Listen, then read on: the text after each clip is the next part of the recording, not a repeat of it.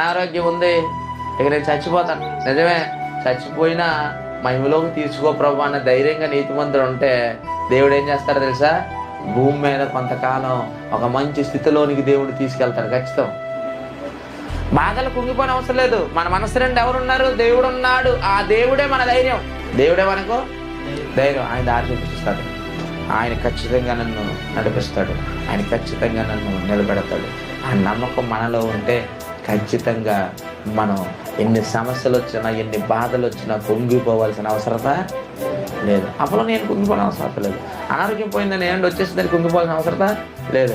మన దేవుడు అన్నాడు నాకేంటి, అంతేనా? ఆయన ఉన్నాడు, ఆయన ఆదుకుంటాడు అన్న ధైర్యం మనలో ఉంటే ఖచ్చితంగా నిలబెడతాడు. అనేకులకు ఏమంటే గొప్పగా చూపిస్తాడు. ఏబు గారు చూడండి, ముసలతనంలో ఉండి చచ్చిపోయాడట, ఏ రోగం లేకుండా చచ్చిపోయాడట. రోగాలతో ఉన్న ఆయన రోగం చేసి